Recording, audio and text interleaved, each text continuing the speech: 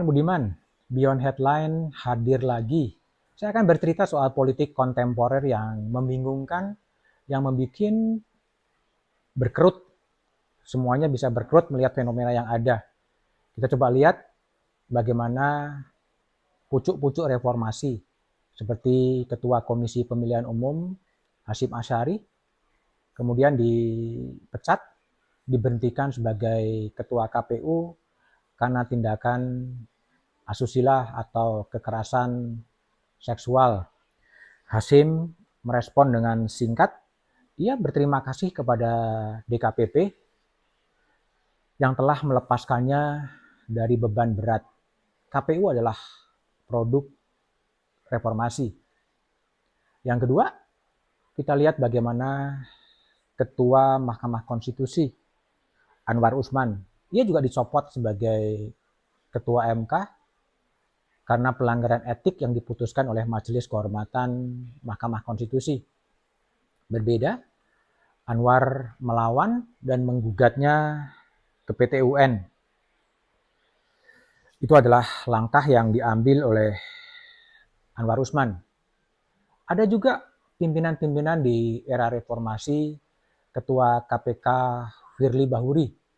Firly juga diberhentikan sebagai Ketua KPK dan kemudian ditetapkan sebagai tersangka, tapi perkaranya tidak bergerak maju. Memang ini menjadi problem. Ia dituduh memeras bekas Menteri Pertanian Syahrul Yassin Limpo, dan Syahrul mengatakan telah memberikan uang 1,3 miliar kepada Firly Bahuri. Firly memang membantah. Ada juga yang menarik di dunia akademis, bagaimana pesohor-pesohor politik itu berburu meraih gelar kesarjanaan. Ada yang meraih mencari doktor, ada juga yang mengejar profesor, guru besar. Guru besar menjadi incaran. Memang di kalangan sejumlah guru besar yang orisinil, yang dia mengajar, yang dia melahirkan begitu banyak karya ilmiah, fenomena ini memang seakan-akan mengakali atau mencederai dunia akademis. Ada juga fenomena yang juga cukup menarik di Universitas Airlangga, di mana dekan Fakultas Kedokteran di UNER, Profesor Budi Santoso, kemudian dia diberhentikan sebagai dekan karena dianggap oleh publik menyatakan penolakannya terhadap kehadiran dokter asing. Rektor kemudian memecat, melepas jabatan sebagai dekan, terjadi unjuk rasa, terjadi petisi-petisi, viral.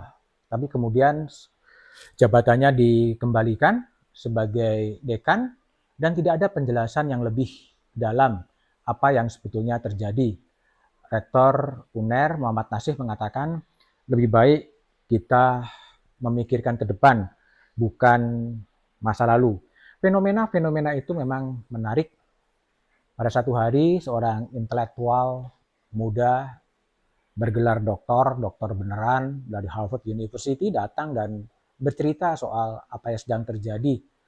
Dia kemudian merujuk apa yang sering dikatakan oleh pemimpin umum Kompas Yakob Utama, nek merucut piye. Jangan-jangan fenomena yang ada sekarang itu adalah fenomena yang merucut, di mana tatanan etik, tatanan moral, dan tatanan hukum telah lepas begitu saja. Hukum bisa disesuaikan dengan selera dari penguasa A. Viral telah menjadi konstitusi baru. Tak viral, tak akan menjadi perhatian dan tak akan datang kehadiran. Inilah yang mengkhawatirkan soal merucut.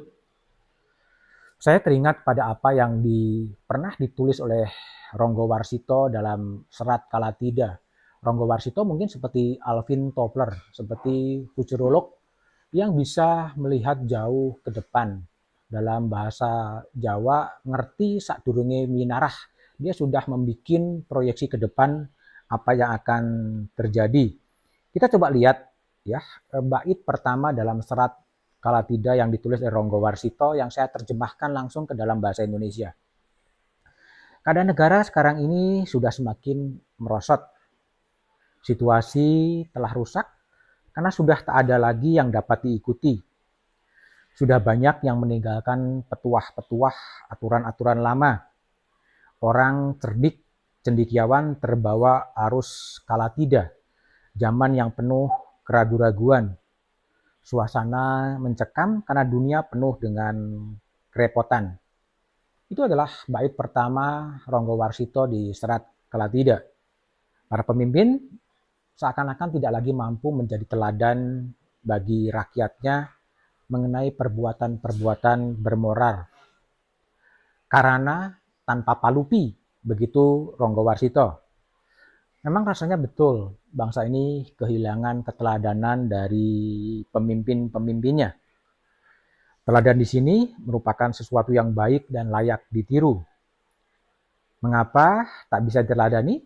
Karena kembali, menurut Ronggo Warsito, para pemimpin itu Atilar Silastuti, pemimpin yang sudah meninggalkan tradisi dari negeri ini.